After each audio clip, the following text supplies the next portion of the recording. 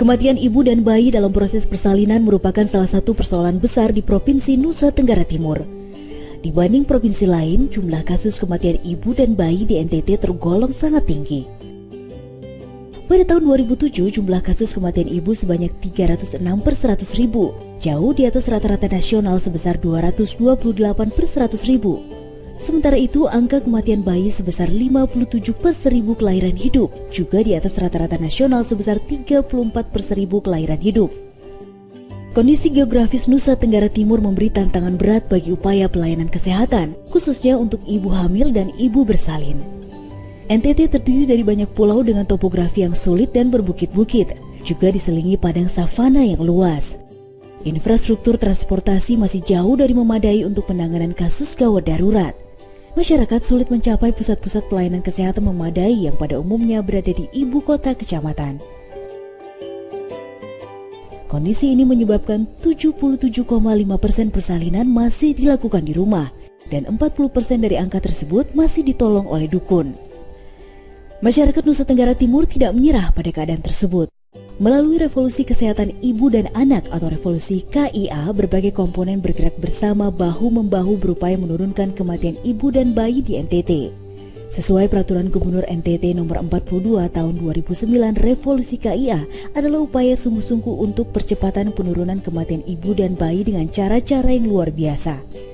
Gerakan revolusi KIA menghasilkan berbagai inovasi dan solusi cerdas untuk menurunkan kematian ibu dan bayi, melibatkan Dinas Kesehatan, Badan Pemberdayaan Masyarakat dan Pemerintahan Desa, Badan Perencanaan dan Pembangunan Daerah, Badan Koordinasi Keluarga Berencana, Badan Pemberdayaan Perempuan dan Masyarakat, serta organisasi sosial kemasyarakatan.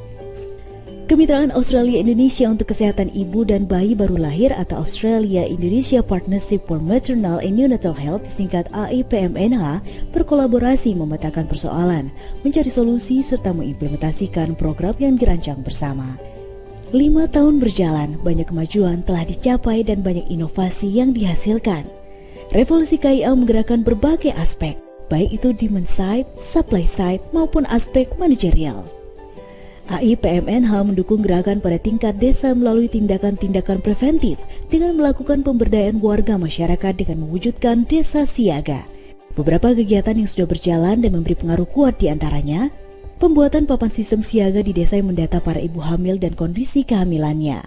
Berbekal data ini, warga mengetahui dan bersiaga kapan dan bagaimana seorang ibu hamil harus ditolong untuk diantar ke fasilitas kesehatan agar melahirkan dengan selamat. Lalu ada pemanfaatan teknologi SMS untuk pemantauan ibu hamil yang dikenal dengan program 2H2.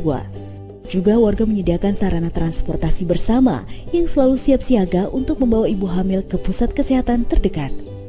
Kemudian disiapkan pula data warga yang bersedia memberikan donor darah bila mana dibutuhkan. Untuk mengatasi persoalan biaya, warga mengumpulkan dana solidaritas persalinan.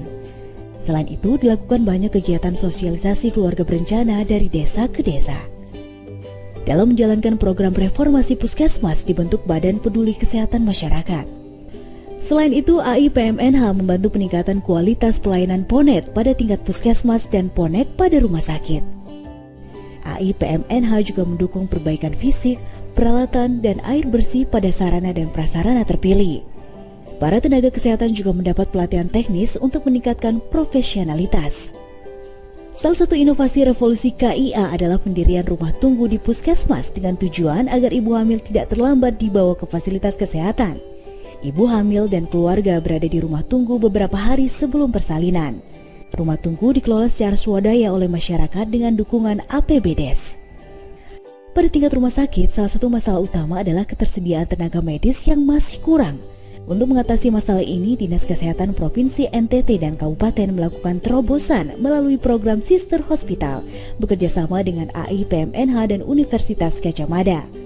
Pada tahun 2010 dibentuk kolaborasi antara RSUD-RSUD di Kabupaten dengan rumah sakit besar di provinsi lain. Program ini menjamin ketersediaan PONEK selama 24 jam, 7 hari dalam sepekan dan secara berkualitas di Kabupaten. Sister Hospital mendatangkan dokter piket dari rumah sakit besar secara bergilir ke RSUD-RSUD di Nusa Tenggara Timur. Program ini menjadi solusi antara. Sementara Dinas Kesehatan NTT mengirim dokter-dokter terbaiknya untuk pendidikan spesialis. Terobosan-terobosan yang sudah dilakukan dalam 5 tahun terakhir ini telah memperbaiki pelayanan kesehatan ibu dan bayi baru lahir, serta kualitas pelayanan kesehatan secara umum. Di 14 kabupaten wilayah kerja AIPMNH, jumlah kasus kematian ibu mengalami penurunan dari 186 kasus pada 2009 menjadi 123 kasus pada 2013. Sementara itu, untuk kasus kematian bayi baru lahir belum memberikan hasil yang diharapkan, yakni 756 kasus pada 2009 menjadi 746 pada 2013. Desa Siaga memberi kontribusi yang sangat bermakna dalam upaya penurunan jumlah kasus kematian ibu dan bayi baru lahir.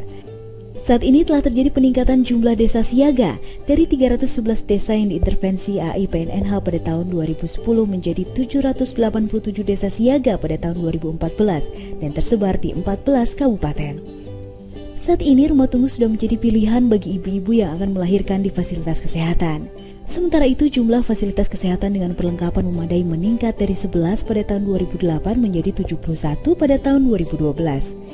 Angka melahirkan di fasilitas kesehatan juga meningkat tajam dari 42% pada tahun 2009 menjadi 72% pada tahun 2013. Terobosan dan kemajuan yang sudah dicapai tentunya perlu terus ditingkatkan di masa mendatang. Inisiatif-inisiatif harus diperluas wilayah cakupannya. Kita berharap pelayanan persalinan yang didapat para perempuan di NTT akan semakin baik serta aman. Dan kita berharap anak-anak akan tumbuh sehat menjadi generasi hebat Nusa Tenggara Timur.